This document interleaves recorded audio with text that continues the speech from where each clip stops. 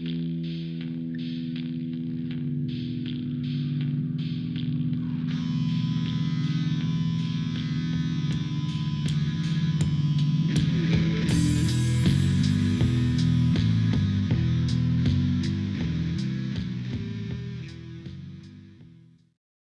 comienzos del siglo XX, los investigadores, a diferencia de hoy día, al ingresar a la escena de un crimen, removían pruebas, limpiaban y adecentaban el lugar de los hechos, a la espera de que llegara un superior, incluso removiendo el cadáver.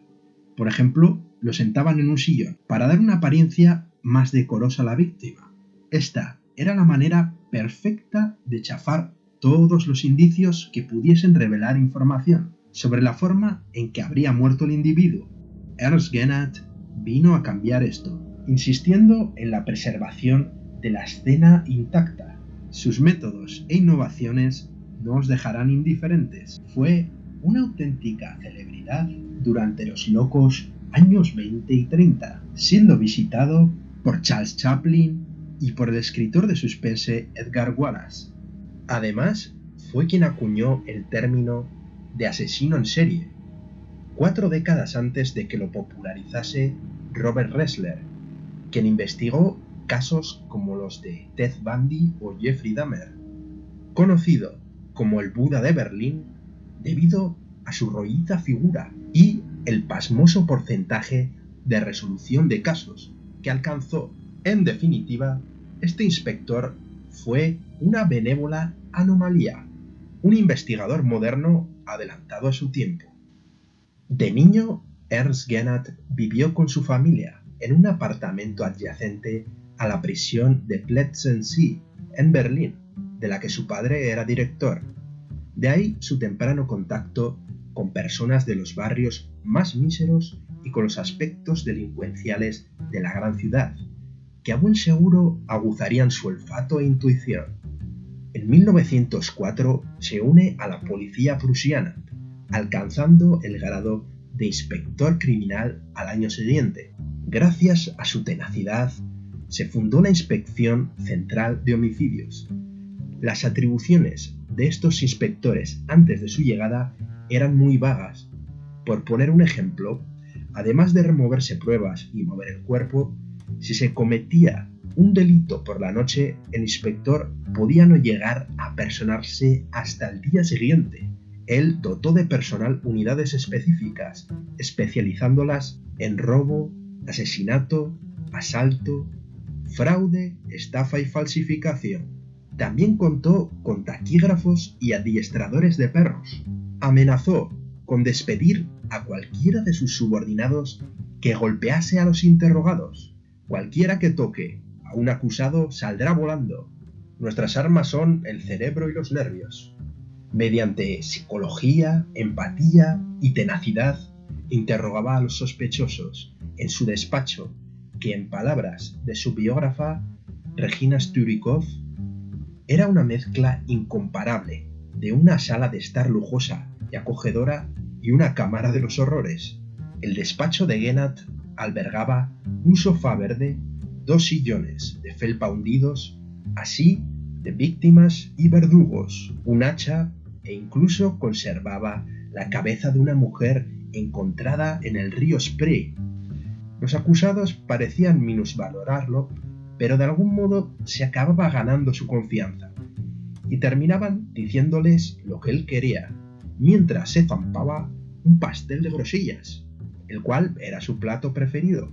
Sus innovadores métodos incluían el uso de informantes o el Mordauto, que era una especie de Batmóvil, mitad laboratorio forense móvil, mitad oficina ambulante en forma de Mercedes 1650.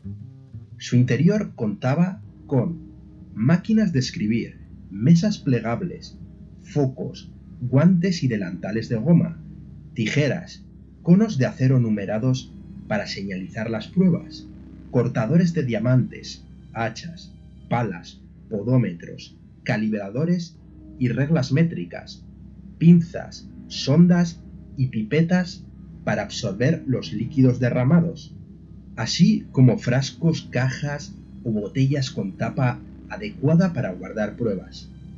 La parte delantera del Mordauto tenía un chasis especial para evitar que se hundiese demasiado por los más de 130 kilos de Gennat. Tras atrapar a Karl Grossmann, que había perpetrado sus actos en distintas ciudades de Alemania, cayó en la cuenta de que de haber tenido un registro podría haberlo atrapado antes. Así que creó el Expediente Central de Asesinato, que recopilaba todas las muertes violentas de Berlín y otras zonas del país, en parte para establecer paralelismos e incluso conectar patrones criminales, no siendo superado en extensión y cantidad de información hasta 1945. Además, incluía los llamados asesinatos indirectos en frío, suicidios por calumnias o acusaciones falsas y aquellos inducidos por estafadores o impostores, de los que Gennat opinaba que debían tipificarse como delito. Su actuar se basaba en parte en los escritos de uno de los padres de la criminalística, Hans Gross, que estudia a grandes rasgos quién ha podido cometer el delito y cómo lo hizo, y se apoya más en la física, la biología y la química para esclarecerlos, mientras que la criminología trata de comprender cuál fue el motivo y entender la mente antisocial del perpetrador, ligada más a la psicología o a la sociología, disciplinas que al igual que un pastel de grosella también paladeó, ya que fue pionero en hacer perfiles psicológicos de los posibles autores de los crímenes. Hans Gross daba incluso más importancia a las evidencias físicas que al testimonio de los testigos, aportando una base más científica y racional a las investigaciones. Entre los casos más célebres que resolvió Gennat estuvieron la detención de Fritz Hartmann, el carnicero de Hannover, del que, para resumir, su modus operandi solía ser la de acabar con sus víctimas de un mordisco en la carótida y arrojar sus restos al río Leine, así como practicar canibalismo. El otro fue el de Peter Kürten, el vampiro de Düsseldorf, no menos aberrante. El hecho es que la consideración hacia la figura de Gennat era tan amplia que el cineasta Fritz Lang, en su película M, el vampiro de Düsseldorf, se inspiró en él para dar vida al personaje del inspector Lohmann, o en el testamento del Dr. Mabuse, donde se inspiraría en Gennat para dar vida al personaje del investigador del film. Ambas películas de culto del expresionismo alemán y que se ambientan en su época, los tiempos de la República de Weimar, en la que tanta popularidad adquirió la figura del criminal y del suspense. Con la toma del poder del NSDAP, Gennat conservó su puesto debido a su incuestionable trayectoria. Sus labores se dedicaban solo al ámbito criminal común, nada de política, ya que de hecho el robusto inspector era una persona de talante democrático. El 8 de noviembre de 1938 volvió a hacer historia apareciendo en televisión tras la muerte de un taxista, en la cual se pidió ayuda, ya que el sospechoso se habría dejado el abrigo, y se usaron los medios de comunicación para obtener cobertura y que se pudiesen prestar ayuda, tanto de sastres como de posibles testigos. Alemania había abierto recientemente salas de televisión públicas, donde los lugareños se agolpaban para ver deportes y propaganda, a pesar de que en el mundo solo había unos 30.000 espectadores.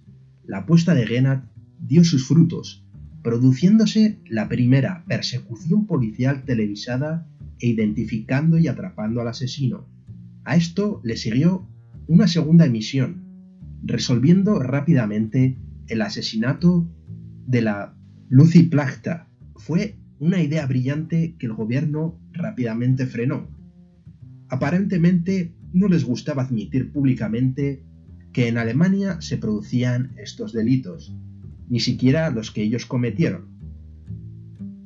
Este caballero, que nunca pierde la calma, es bondadoso, amigable con la gente, y siempre descuidadamente vestido, a quien casi todos caracterizan como un soltero empedernido, dijo de él el periodista Dietrich Zalt. El 28 de julio de 1939 se casó de forma completamente inesperada con la inspectora detective Elfriede Martha Dinga. Tristemente, esto sucedió poco antes de su fallecimiento, el 21 de agosto de 1939. Alrededor de 2000 policías berlineses siguieron el féretro de Gennad durante el entierro en el cementerio suroeste de Stahnsdorf. De esta manera, a lo largo de sus 33 años de carrera, resolvió 297 asesinatos, una tasa del 95% en tiempos en los que no se podía cotejar el ADN ni existían otras innovaciones en el campo de la investigación. A día de hoy, con todos estos avances, la tasa de resolución de casos está incluso por debajo de esta cifra. Y hasta aquí el capítulo de hoy. Muchas gracias por ver el vídeo. Si os ha parecido buena la información, no olvidéis en dar a me gusta o al botón de suscribiros, o a los dos, y que tengáis un feliz 2024. Nos vemos en el próximo capítulo.